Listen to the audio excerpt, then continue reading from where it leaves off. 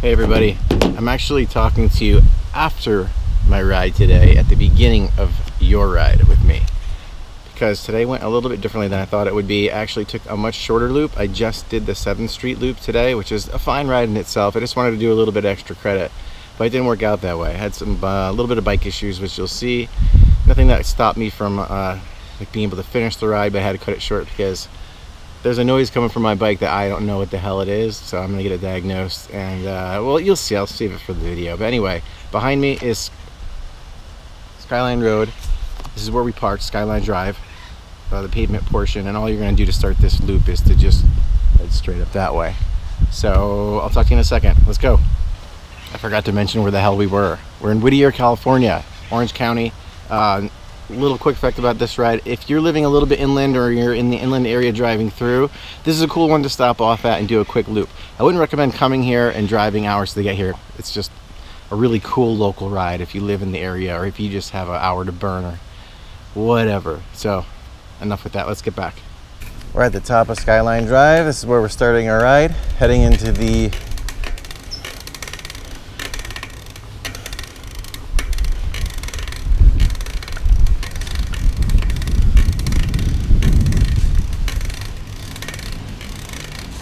and along the top here, I noticed there's a couple little side view extra credit single tracks. I don't know if you could hear my bike creaking right now.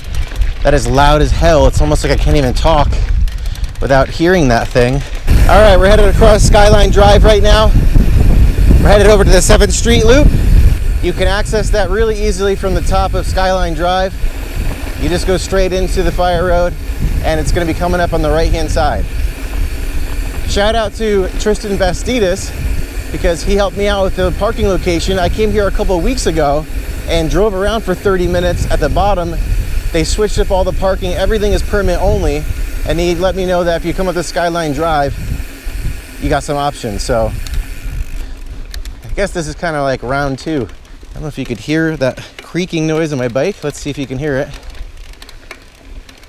That's pissing me off pretty bad right now. It's loud and obnoxious. You know how those things go. Once you get a creak, you can't get that out of your head. You're gonna make a right into the fence line here, fence area, and then we're gonna go straight down this little steep section. You can go around that if you want to the left, but that's the fun part to get in.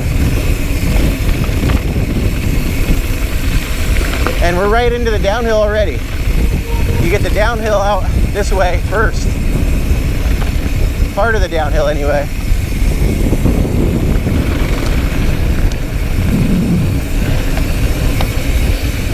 Watch out for hikers here on the weekends.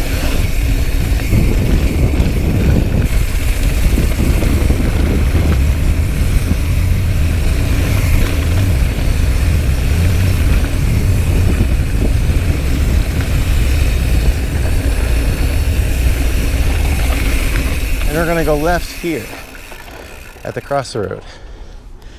This way. All right, now the real fun begins. This bit is fast, very switchbacky.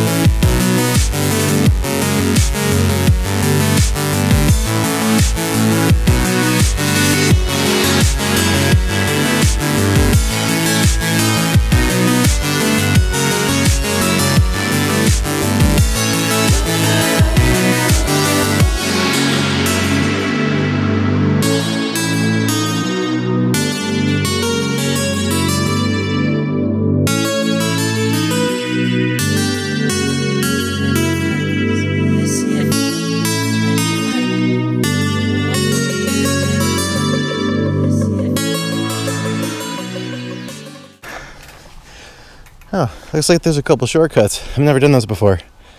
Let's try one. See how this goes. I know it goes straight off the trail, but it's not bad.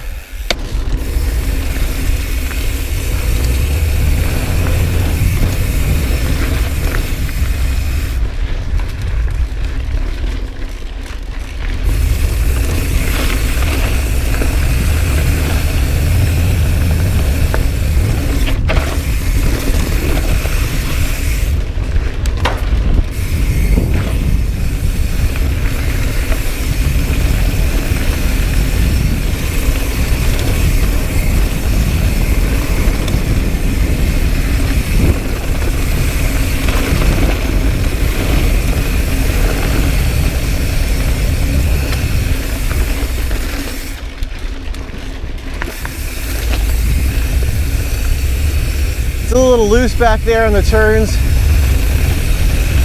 as a heads up. Nothing too crazy if you're used to the SoCal conditions.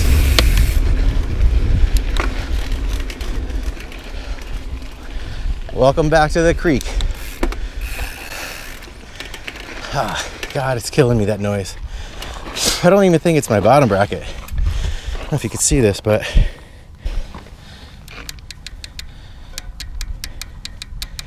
like that might be it. A lot of times I like the video games I play a lot where you have to solve the puzzles and stuff. This is like that turned on its head into the evil mode of finding where the hell the annoying creak is coming from in your bike.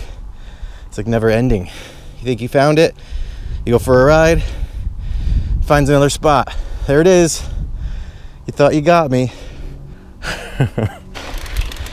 Anyways, got a short, steep climb to the next stage. Quick little downhill, and then it's a shadowy, shady climb back up.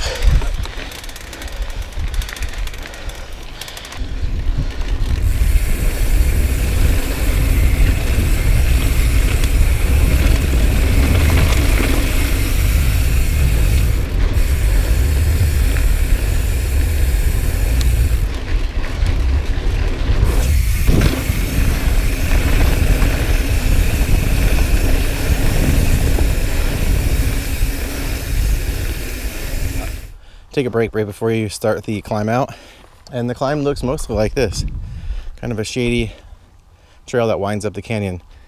And for those of you that have seen my first look on the new Brandon Summit Academy shoe, this is officially my first ride in them. That's why they look so tidy and nice. But that was the first downhill, super sticky and supportive. So far I give it a thumbs up in the first 10 minutes. If you haven't seen my entire video on them, the description below, I'll give you a link to the full video. Check it out. I'm not going to do much talking on this traverse back to the top because I don't feel like fighting for airtime with my Jeffsy. Apparently Jeffsy's jealous because he doesn't get enough airtime and he's got to talk over me.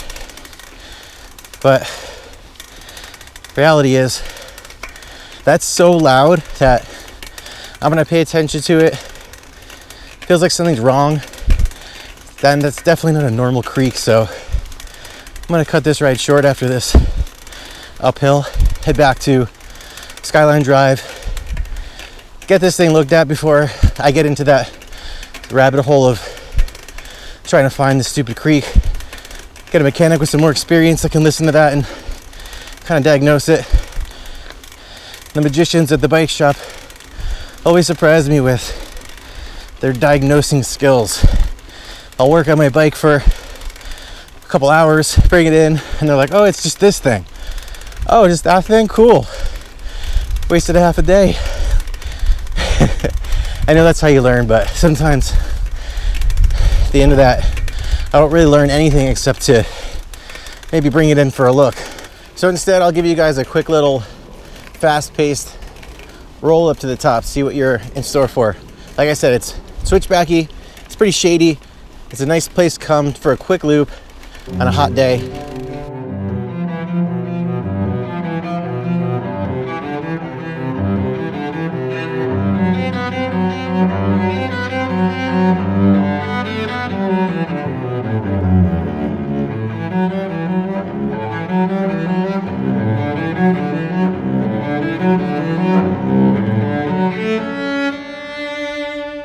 And from here, we're gonna go downhill and head back to Skyline Drive. Cut a little bit short today. I wanted to do an extra credit, but I don't trust my bike right now, so I'm gonna get it looked at.